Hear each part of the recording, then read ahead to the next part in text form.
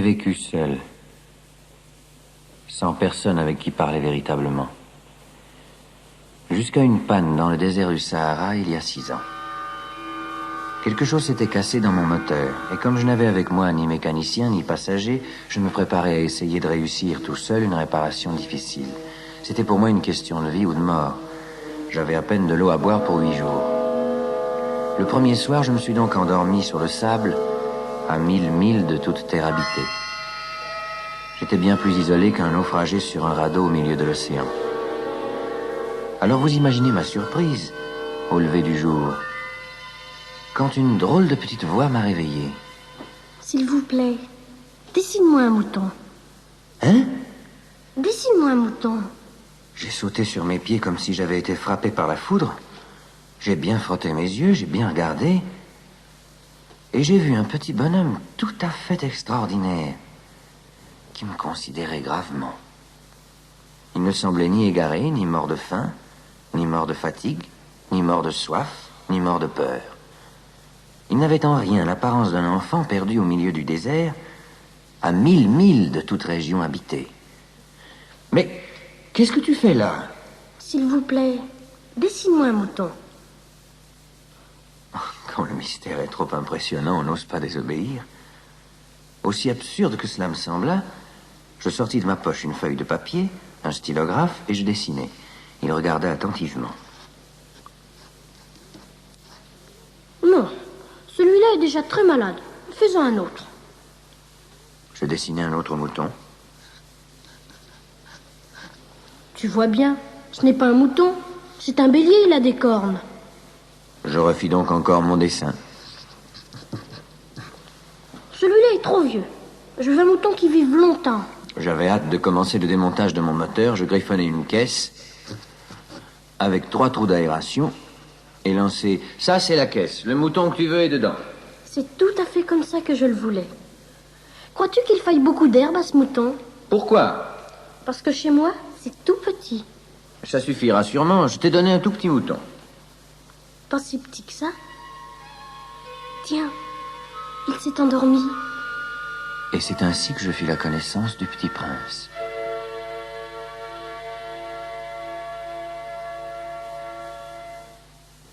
Il me fallut longtemps pour comprendre d'où il venait. Le petit prince, qui me posait beaucoup de questions, ne semblait jamais entendre les miennes. Ce sont des mots prononcés par hasard qui, peu à peu, m'ont tout révélé. Ainsi, quand il aperçut pour la première fois mon avion. Qu'est-ce que c'est que cette chose-là? Ça n'est pas une chose, ça vole. C'est un avion. C'est mon avion. Comment? Tu es tombé du ciel? Oui. Ah, ça c'est drôle. Alors toi aussi tu viens du ciel? De quelle planète es-tu? Tu viens donc d'une autre planète? C'est vrai que là-dessus, tu ne peux pas venir de bien loin. Mais toi, d'où viens-tu, mon petit bonhomme? Hein? Où est-ce chez toi? Où veux-tu emporter mon mouton? Ce qui est bien, avec la caisse que tu m'as donnée, c'est que la nuit, ça lui servira de maison. Bien sûr. Et si tu es gentil, je te donnerai aussi une corde pour l'attacher pendant le jour et un piquet. L'attacher? Quelle drôle d'idée! Si tu ne l'attaches pas, il ira n'importe où. Mais où veux-tu qu'il aille? N'importe où, droit devant lui. Ça ne fait rien. C'est tellement petit chez moi. Droit devant soi, on ne peut pas aller bien loin. J'avais ainsi appris une chose très importante. C'est que sa planète d'origine était à peine plus grande qu'une maison.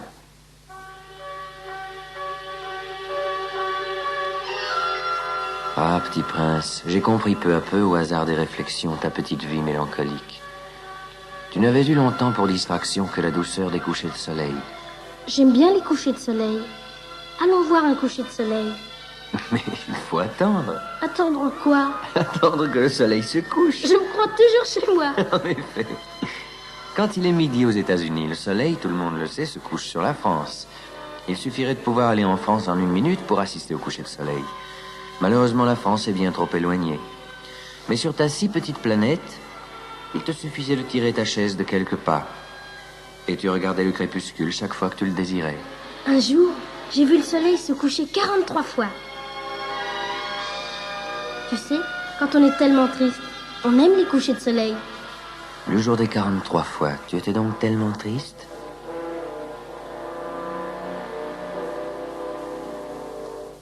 Le 5e jour, j'étais très occupé à essayer de dévisser un boulon trop serré de mon moteur. J'étais très soucieux, car ma panne commençait de m'apparaître comme très grave. Et l'eau à boire qui s'épuisait me faisait craindre le pire.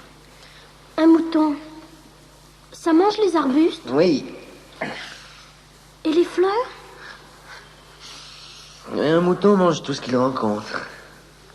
Même les fleurs qui ont des épines? Même les fleurs qui ont des épines. Alors les épines, à quoi servent-elles? Les épines, à quoi servent-elles? Les épines, ça ne sert à rien. C'est de la pure méchanceté de la part des fleurs. Ah? Je ne te crois pas. Les fleurs sont faibles, elles sont naïves, elles se rassurent comme elles peuvent. Elles se croient terribles avec leurs épines. Et tu crois, toi, que les fleurs... Mais non. Mais non, je ne crois rien. J'ai répondu n'importe quoi. Je m'occupe, moi, de choses sérieuses. De choses sérieuses? Oui. Tu parles comme les grandes personnes. Tu confonds tout, tu mélanges tout. Je connais une planète où il y a un monsieur cramoisi. Il n'a jamais respiré une fleur. Il n'a jamais regardé une étoile. Il n'a jamais aimé personne. Il n'a jamais rien fait d'autre que des additions. Et toute la journée, il répète comme toi, je suis un homme sérieux, je suis un homme sérieux. Et ça le fait gonfler d'orgueil. Mais ce n'est pas un homme, c'est un champignon. Un quoi? Un champignon. Il y a des millions d'années que les fleurs fabriquent des épines. Il y a des millions d'années que les moutons mangent quand même les fleurs. Et ce n'est pas sérieux de chercher à comprendre pourquoi elles se donnent tant de mal pour se fabriquer des épines qui ne servent jamais à rien. Ce n'est pas important, la guerre des moutons et des fleurs. Ce n'est pas plus sérieux et plus important que les additions d'un grand monsieur rouge. Et si je connais, moi, une fleur unique au monde qui n'existe nulle part sauf dans ma planète, et qu'un petit mouton peut anéantir d'un seul coup, comme ça, un matin, sans se rendre compte de ce qu'il fait, ce n'est pas important, ça. Si quelqu'un aime une fleur qui n'existe qu'un exemplaire dans les millions et millions d'étoiles, ça suffit pour qu'il soit heureux quand il les regarde. Il se dit, ma fleur est là, quelque part. Mais si le mouton mange la fleur, c'est pour lui comme si brusquement toutes les étoiles s'éteignaient. Et ce n'est pas important, ça.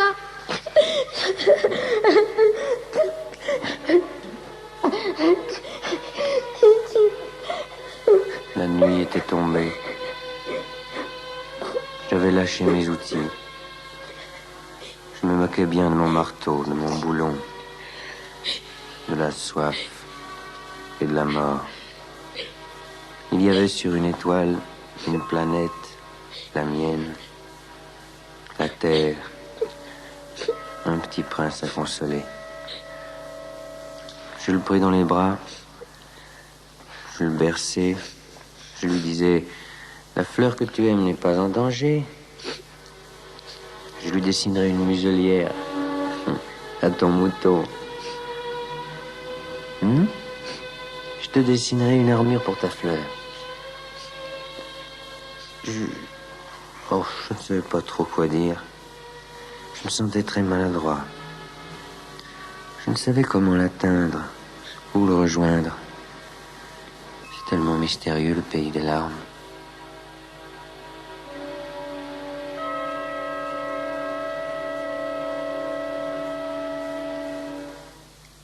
J'appris bien vite à mieux connaître cette fleur. Elle avait germé un jour d'une graine apportée d'on ne sait où. Le petit prince sentait bien qu'il en sortirait une apparition miraculeuse. Mais la fleur n'en finissait pas de se préparer à être belle à l'abri de sa chambre verte. Elle choisissait avec soin ses couleurs. Elle s'habillait lentement. Elle ajustait un à un ses pétales. Elle ne voulait pas sortir toute fripée comme les coquelicots. Elle ne voulait apparaître que dans le plein rayonnement de sa beauté. Eh oui, elle était très coquette. Sa toilette mystérieuse avait donc duré des jours et des jours. Et puis voici qu'un matin, justement à l'heure du lever du soleil, elle s'était montrée.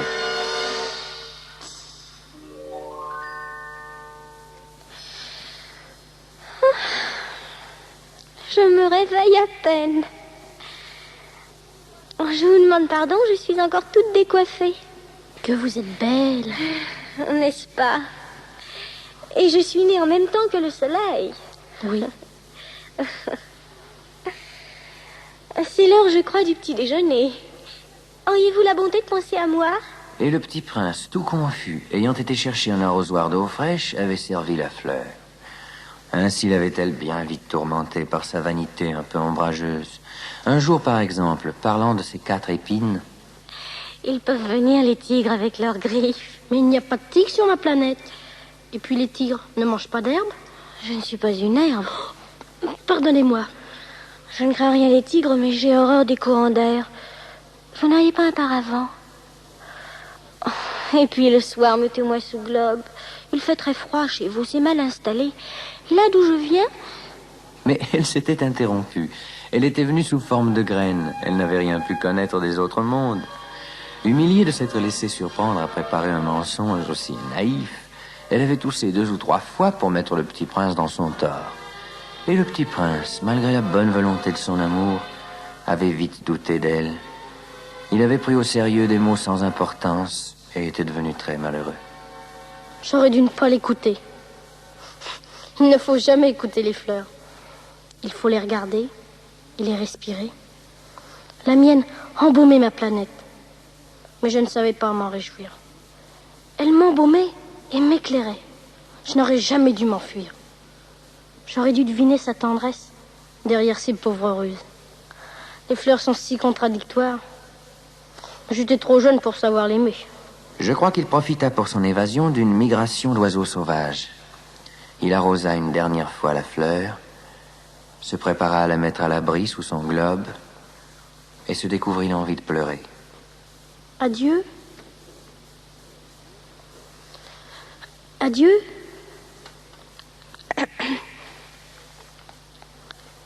J'ai été sotte, je te demande pardon. Tâche d'être heureux. Je t'aime. Oui, je t'aime.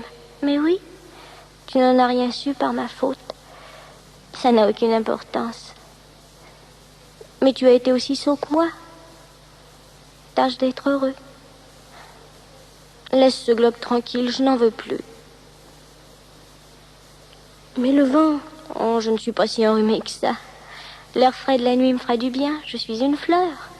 Mais les bêtes... Il faut bien que je supporte 2 ou 3 chenilles si je veux connaître les papillons. Il paraît que c'est tellement beau. Sinon, qui me rendra visite? Tu seras loin, toi. Quant aux grosses bêtes, je ne crains rien, j'ai mes griffes. Ne traîne pas comme ça, c'est agaçant. Tu as décidé de partir, va-t'en. Le petit prince commença par visiter les planètes voisines pour y chercher une occupation et pour s'instruire. La première était habitée par un roi. La seconde, par un vaniteux. La troisième, par un buveur. La quatrième, par un businessman. Le gros monsieur cramoisi de tout à l'heure. Après chaque visite, le petit prince se disait en lui-même que les grandes personnes étaient décidément très, très bizarres. La 5e planète était fort curieuse. C'était la plus petite de toutes. Il y avait là juste assez de place pour loger un réverbère et un allumeur de réverbère. Le petit prince ne parvenait pas à s'expliquer à quoi pouvait servir quelque part dans le ciel, sur une planète sans maison ni population, un réverbère et un allumeur de réverbère. Quand il allume son réverbère, c'est comme s'il faisait naître une étoile de plus, ou une fleur. Quand il éteint son réverbère, ça endort la fleur ou l'étoile. C'est une occupation très jolie. C'est véritablement utile, puisque c'est joli. Bonjour. Pourquoi viens-tu d'éteindre ton réverbère? C'est la consigne. Bonjour. Qu'est-ce que la consigne? C'est d'éteindre mon réverbère. Bonsoir. Mais pourquoi viens-tu de le rallumer? C'est la consigne. Je ne comprends pas. Il n'y a rien à comprendre. La consigne, c'est la consigne. Bonjour. Je fais là un métier terrible. Autrefois, c'était raisonnable. J'éteignais le matin et j'allumais le soir. J'avais le reste du jour pour me reposer, le reste de la nuit pour dormir. Et depuis cette époque, la consigne a changé? La consigne n'a pas changé, c'est bien là le drame. La planète d'année en année a tourné de plus en plus vite et la consigne n'a pas changé. Alors maintenant qu'elle fait un tour par minute, je n'ai plus une seconde de repos. J'allume et j'éteins une fois par minute. Ça, c'est drôle. Alors les jours chez toi durent 1 minute? Non, ce n'est pas drôle du tout. Ça fait déjà 1 mois que nous parlons ensemble. 1 mois? Oui, 30 minutes, 30 jours. Et bonsoir. Tu sais, je connais un moyen de te reposer quand tu voudras. Je veux toujours. Ta planète est tellement petite que tu en fais le tour en 3 enjambées. Tu n'as qu'à marcher assez lentement pour rester toujours au soleil. Quand tu voudras te reposer, tu marcheras. Et le jour durera aussi longtemps que tu voudras. Ça ne m'avance pas grand-chose. Ce que j'aime dans la vie, c'est dormir. Ce n'est pas de chance. Ce n'est pas de chance. Bonjour. C'est le seul dont j'eusse pu faire mon ami. Mais sa planète est vraiment trop petite. Il n'y a pas de place pour 2. Ce que le petit prince n'osait pas s'avouer, c'est qu'il regrettait cette planète bénie à cause surtout des 1440 couchers de soleil par 24 heures.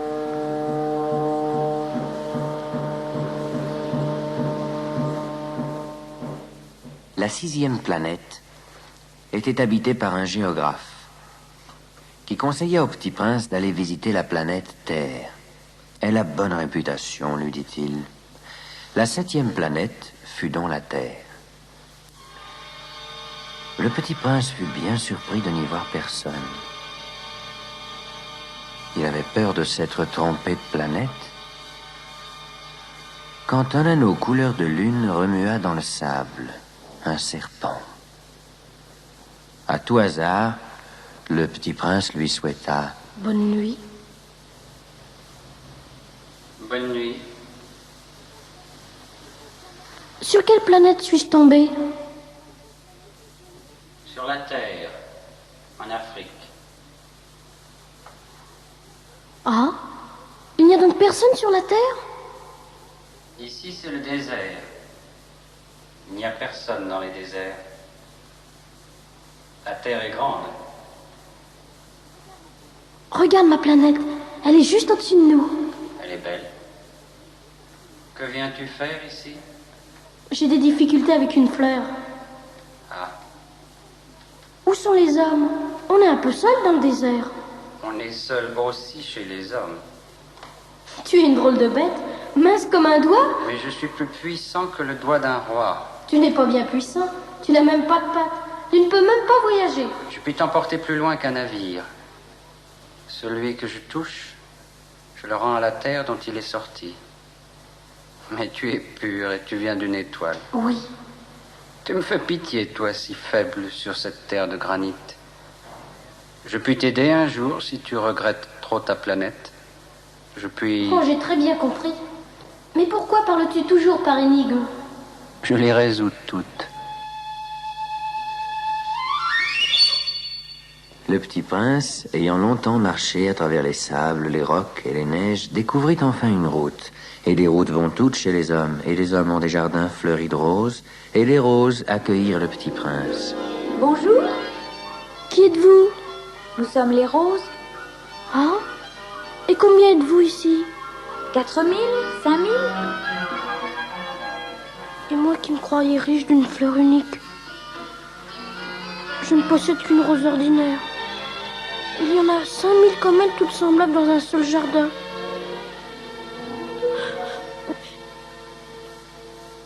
Je ne suis pas un bien grand prince.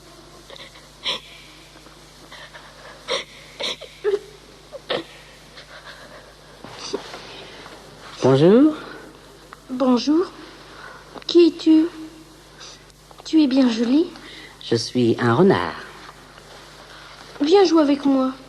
Je suis tellement triste. Je ne peux pas jouer avec toi. Je ne suis pas apprivoisé.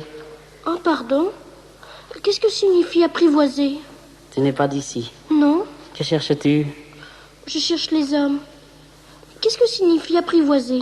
Les hommes, ils ont des fusils et ils chassent. C'est bien gênant. Ils élèvent aussi des poules. C'est leur seul intérêt. Tu cherches des poules? Non, je cherche des amis. Qu'est-ce que signifie apprivoiser? C'est une chose trop oubliée. Ça signifie créer des liens, Créer des liens. Bien sûr. Tu n'es encore pour moi qu'un petit garçon tout semblable à 100 000 petits garçons. Et je n'ai pas besoin de toi. Et tu n'as pas besoin de moi non plus. Je ne suis pour toi qu'un renard semblable à 100 000 renards. Mais si tu m'apprivoises, nous aurons besoin l'un de l'autre. Tu seras pour moi unique au monde. Je serai pour toi unique au monde. Je commence à comprendre. Il y a une fleur. Je crois qu'elle m'a apprivoisée. C'est possible. On voit sur la Terre toutes sortes de choses. Oh, ce n'est pas sur la Terre? Sur une autre planète? Oui. Il y a des chasseurs sur cette planète? Non. Ça, c'est intéressant. Et des poules? Non. Rien n'est parfait. Ma vie est monotone. Je chasse les poules, les hommes me chassent. Toutes les poules se ressemblent et tous les hommes se ressemblent. Je m'ennuie donc un peu. Mais si tu m'apprivoises, ma vie sera comme ensoleillée. Je connaîtrai un bruit de pas qui sera différent de tous les autres.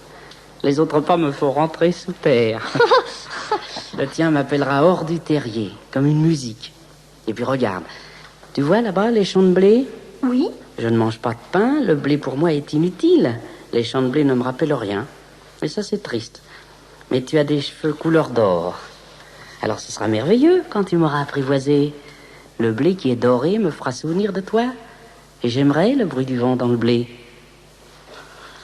S'il te plaît, apprivoise-moi. Je veux bien, mais je n'ai pas beaucoup de temps. J'ai des amis à découvrir et beaucoup de choses à connaître. On ne connaît que les choses que l'on apprivoise. Les hommes n'ont plus le temps de rien connaître. Ils achètent des choses toutes faites chez les marchands. Mais comme il n'y a point de marchands d'amis, les hommes n'ont plus d'amis.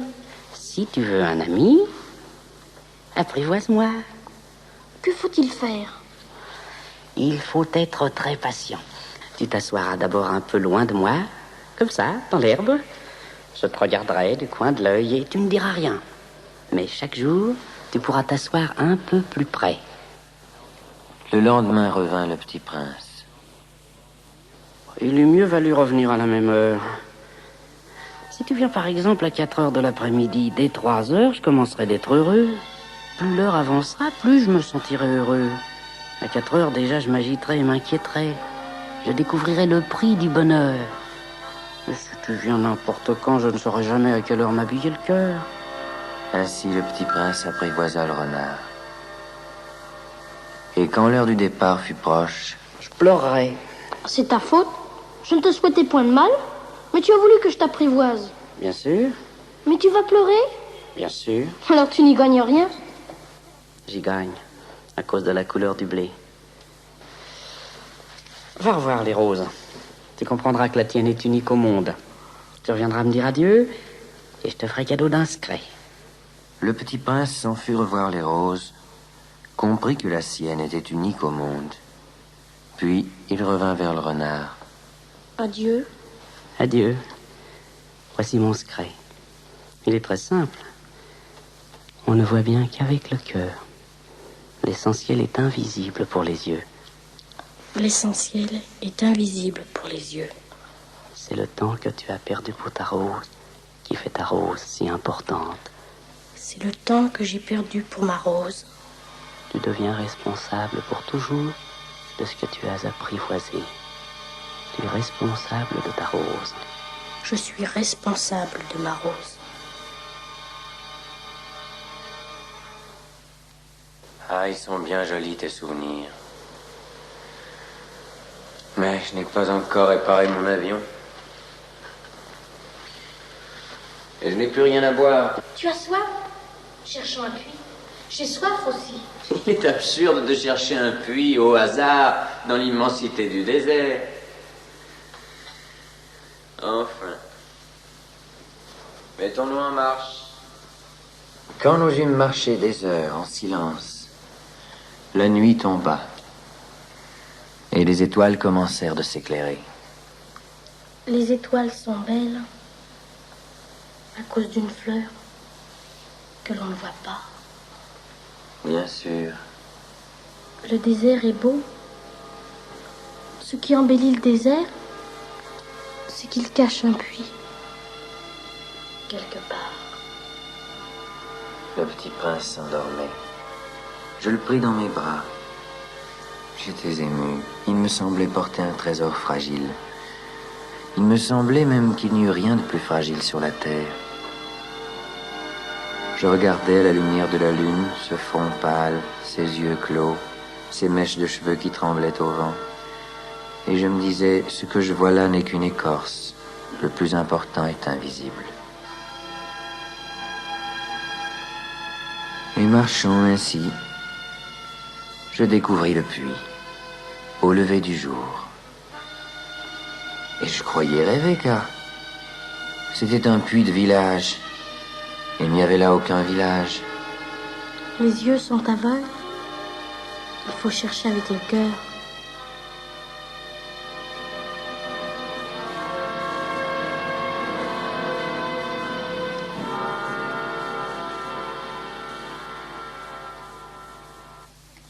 Tu tiendras ta promesse. Quelle promesse? Tu sais, une muselière pour mon mouton. Je suis responsable de ma rose. Je te la dessinerai. Tout de suite, s'il te plaît. Tout de suite? Tu sais, ma chute sur la terre, c'en sera demain l'anniversaire. J'étais tombée tout près d'ici. Alors, ce n'est pas par hasard que, le matin où je t'ai connu il y a 8 jours, tu te promenais comme ça, tout seul, à 1000 milles de toutes les régions habitées. Tu retournais vers le point de ta chute? À cause peut-être de l'anniversaire?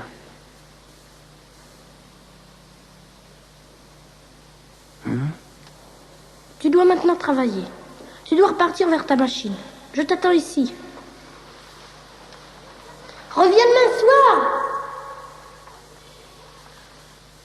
Je repartis en me souvenant du renard. On risque de pleurer un peu si l'on s'est laissé apprivoiser.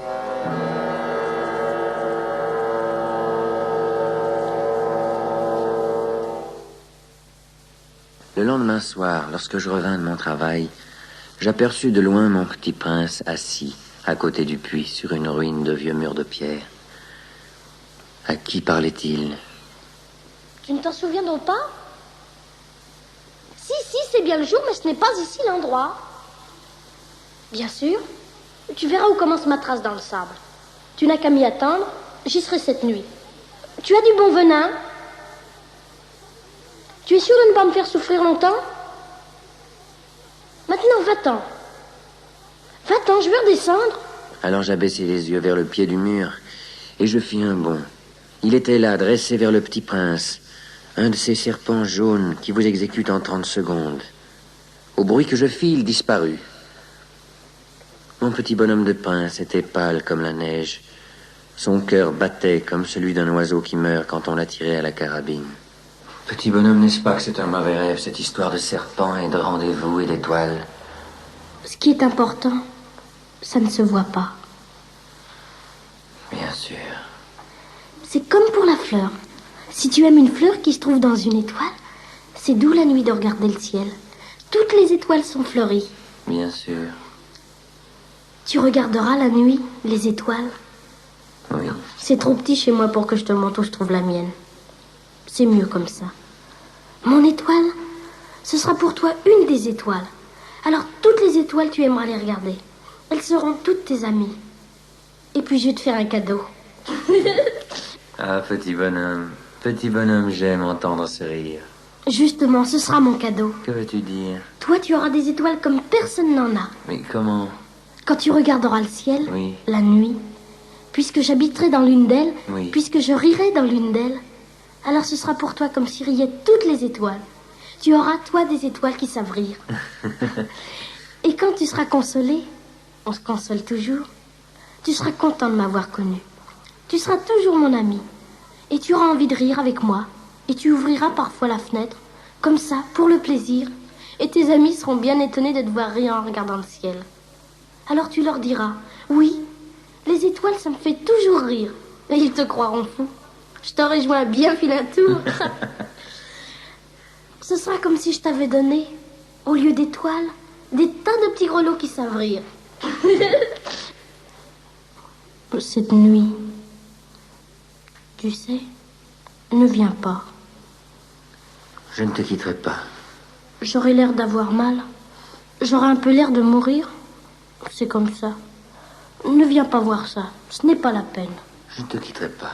Je te dis ça. C'est à cause aussi du serpent. Il ne faut pas qu'il te morde. Les serpents, c'est méchant. Ça peut mordre pour le plaisir. Je ne te quitterai pas. C'est vrai qu'ils n'ont plus de venin pour la seconde morsure. Cette nuit-là, je ne le vis pas se mettre en route. Il s'était évadé sans bruit. Quand je réussis à le rejoindre, il marchait, décidé, d'un pas rapide. Tu es là? Tu as tort.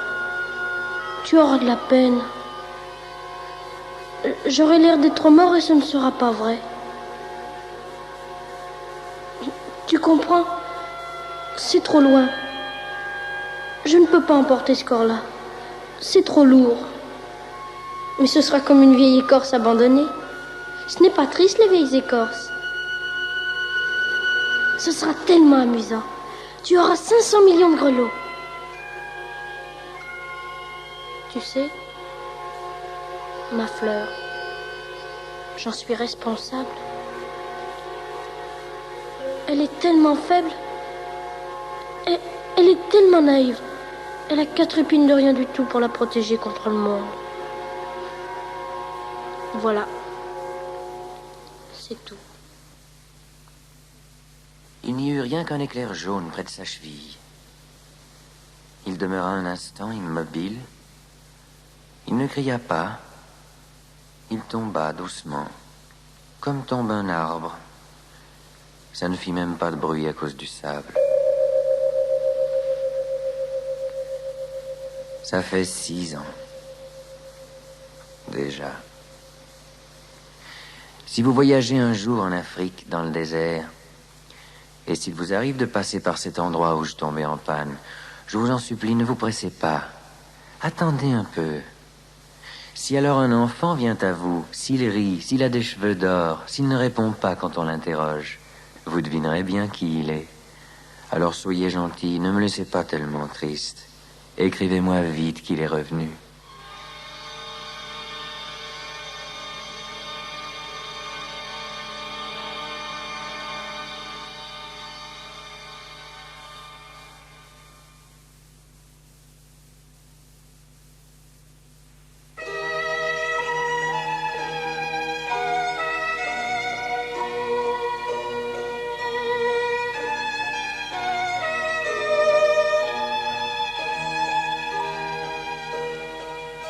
François Villon.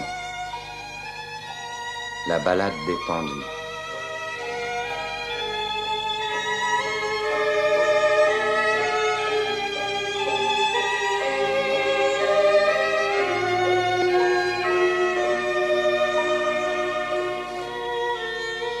Frères humains, qui après nous vivez, n'ayez les cœurs contre nous endurcis. Car si pitié de nous pauvres avez, Dieu en aura plutôt de vous merci. Vous nous voyez si attachés, 5, 6, quand de la chair que trop avons nourrie, elle est piéça, dévorée et pourrie, et nous les os devenons cendres et poudre. De notre mal personne ne s'en rit, mais priez Dieu que tous nous veuillent absoudre. Ce frère, vous clamons, pas n'en devait avoir dédain, quoique fûmes oxy par justice. Toutefois, vous savez que tous hommes n'ont pas bon sang rassis. Excusez-nous, puisque sommes transis envers le Fils de la Vierge Marie, que sa grâce ne soit pour nous tarie, nous préservant de l'infernale foudre. Nous sommes morts, âme ne nous harit, mais priez Dieu que tous nous veuillent absoudre. La pluie nous a bués et lavés, et le soleil desséchés et noircis. Pis, corbeaux nous ont les yeux cavés et arraché la barbe et les sourcils. Jamais nul temps nous ne sommes assis, puis ça, puis là, comme le vent varie, à son plaisir sans cesser nous charrie, plus becquetés d'oiseaux que des accoudres. Ne soyez donc de notre confrérie, mais priez Dieu que tous nous veuillent absoudre. Prince Jésus, qui sur tous a maîtrise, garde qu'enfer n'ait de nous seigneurie, à lui n'avons que faire, ne que soudre. Homme, ici n'a point de moquerie, mais priez Dieu que tous nous veuillent absoudre.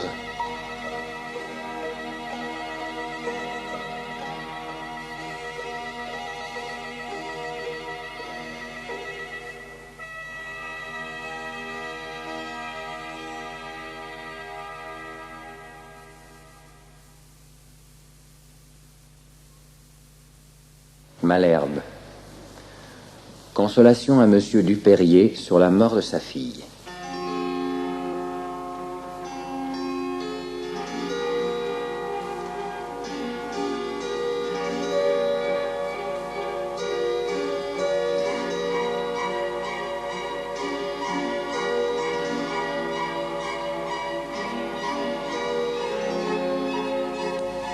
Ta douleur, Dupérier, sera donc éternelle.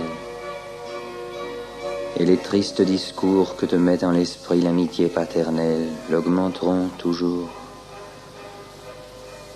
Le malheur de ta fille au tombeau descendu par un commun trépas, est-ce quelque dédale où ta raison perdue ne se retrouve pas?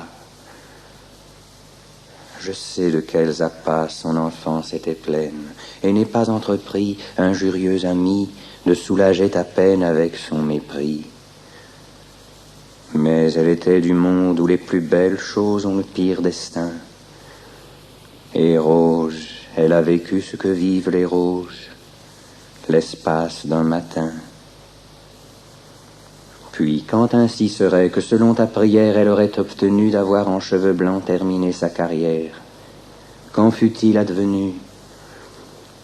Penses-tu que plus vieille, en la maison céleste, elle eût eu plus d'accueil, ou qu'elle eût moins senti la poussière funeste et les vers du cercueil? Non, non, mon Dupérier, aussitôt que la parque ôte l'âme du corps, l'âge s'évanouit au-deçà de la barque et ne suit point les morts. Titon n'a plus les ans qui le firent cigale, et Pluton aujourd'hui, sans égard du passé, les mérites égales d'Archémore et de lui. Ne te lasse donc plus d'inutiles complaintes, mais sage à l'avenir, aime une ombre comme ombre, et des cendres éteintes, éteins le souvenir. C'est bien, je le confesse, une juste coutume, que le cœur affligé par le canal des yeux vidant son amertume, cherche d'être allégé. Même quand il advient que la tombe sépare ce que nature a joint, celui qui ne s'émeut à l'âme d'un barbare ou n'en a du tout point, mais d'être inconsolable et dedans sa mémoire enfermer un ennui, n'est-ce pas se haïr pour acquérir la gloire de bien aimer autrui? Priam, qui vit ses fils abattus par Achille, dénués de support et hors de tout espoir du salut de sa ville, reçut du réconfort. François, quand la Castille, inégale à ses armes, lui vola son dauphin, sembla d'un si grand coup devoir jeter des larmes qui n'eussent point de fin. Il les sécha pourtant, et comme un autre Alcide, contre fortune instruit, fit qu'à ses ennemis d'un acte si perfide, la honte fut le fruit. Leur camp, qui la Durance avait presque tari de bataillons épais, entendant sa constance, eut peur de sa furie et demanda la paix. De moi, déjà 2 fois d'une pareille foudre, je me suis vu perclus. Et 2 fois, la raison m'a si bien fait résoudre qu'il ne m'en souvient plus. Non qu'il me soit grief que la terre possède ce qui me fut si cher, mais en un accident qui n'a point de remède, il n'en faut point chercher. La mort a des rigueurs à nul autre pareil. On a beau la prier, la cruelle qu'elle est se bouche les oreilles et nous laisse crier. Le pauvre en sa cabane où le chaume le couvre est sujet à ses lois. Et la garde qui veille aux barrières du Louvre n'en défend point nos rois. De murmurer contre elle et perdre patience, il est mal à propos. Vouloir ce que Dieu veut est la seule science qui nous met en repos.